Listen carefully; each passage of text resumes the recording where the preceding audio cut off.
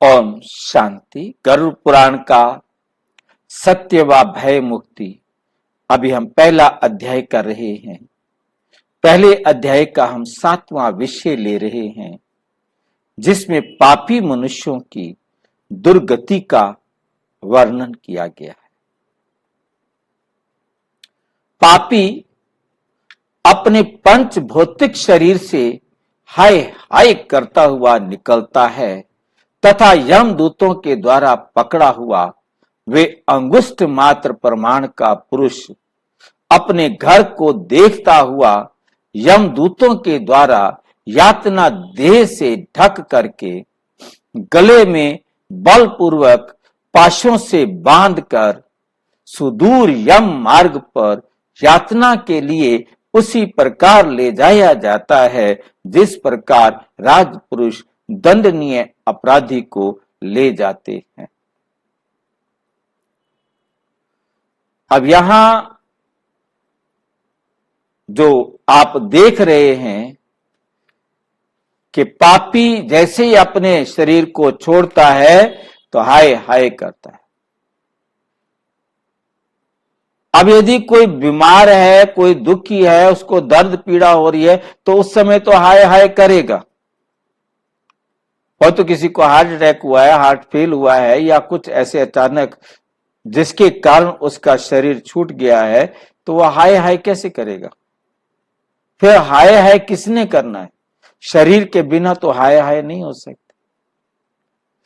आत्मा शरीर को छोड़ने के बाद दुखी भी नहीं हो सकती, परंतु उन्होंने इस प्रकार से वर्णन किया है जिससे परिवार के लोग डर जाते।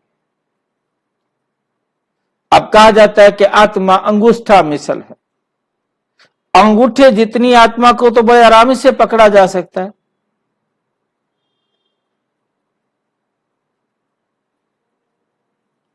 अंगूठा जितना साइज आत्मा का है तो उसे आराम से पकड़ा जा सकता है। उसको भी पकड़ने के लिए उन्होंने क्या किया? अंगुष्ठ अपने घर को देखता हुआ यमदूतों के द्वारा यातना दे।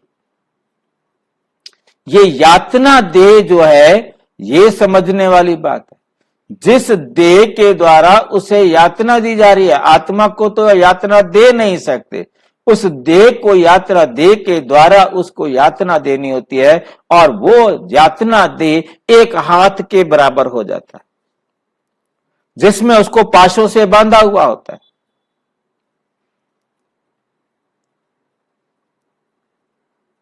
गले में बलपूर्वक पाशों से बांध कर सुदूर यम मार्ग पर यातना के लिए उसे कष्ट देने के लिए ले जाते हैं और उसी प्रकार से ले जाते हैं जिस प्रकार राजपुरुष दंडनीय अपराधी को ले जाते। उन्होंने पहले ही डिसाइड कर दिया है कि ये दंडनीय अपराधी हैं। वास्तव में गरुड़ पुराण लिखने में उन्होंने सीधा सा सीधा जो पाप करते हैं, मतलब गलत कर्म करते हैं, उनको समझ देने के लिए, उनको भयभीत करने के लिए, ताकि वो गलत कर्म ना करे, इस प्रकार से उन्होंने वर्णन किया। परंतु सच तो यह है कि आत्मा सूक्ष्म, अति सूक्ष्म ज्योति बिंदु है, जिसे हम इन आंखों से तो क्या दुनिया के किसी भी सूक्ष्मदर्शी यंत्र के द्वारा भी नहीं देख सकते।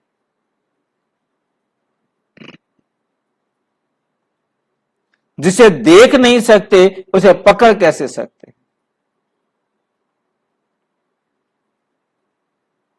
उसे यातना क्या दे सकते हैं? आत्मा को यमराज यदि किसी भी प्रकार का दंड दे रहे हैं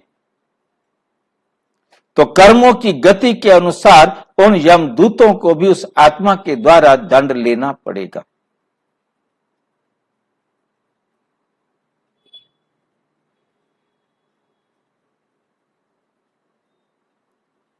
बहुत अच्छी तरह कर्मों की गति को समझ लेना है।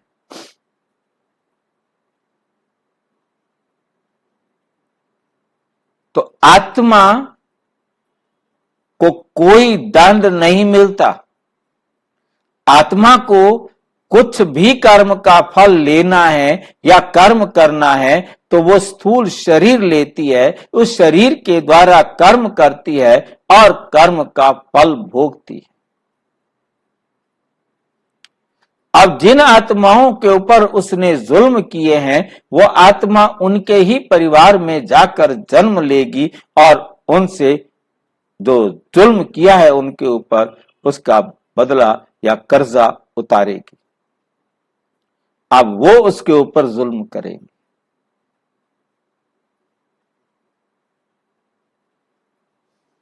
ये बहुत अच्छी तरह से समझना है। हर आत्मा को अपना कार्मिक अकाउंट खुद बराबर करना है। आत्मा को कोई यमदूत लेने के लिए नहीं आते, जिसके लिए हमने पहले वर्णन कर दिया है। आत्मा स्वयं गति करती है। इधर इस शरीर से पाठ खत्म हुआ, दूसरा शरीर उसका तैयार है, उसी सेकंड यहां से निकलना और उसमें प्रवेश करना, वो भी 1 सेकंड। चाहे उसकी आत्मा पृथ्वी के दूसरे छोर पर किसी दूर गांव के अंदर हो, उससे यहां से 1 सेकंड में सीधा वहां पहुंचना।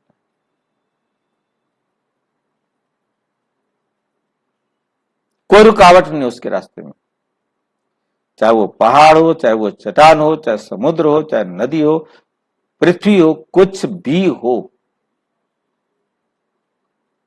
वो उसको क्रॉस करने से नहीं रोक सकता।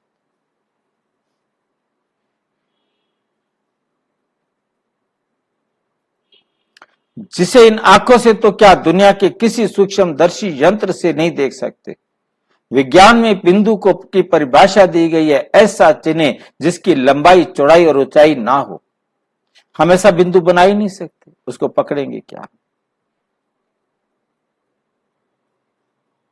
अच्छा, ओम शांति।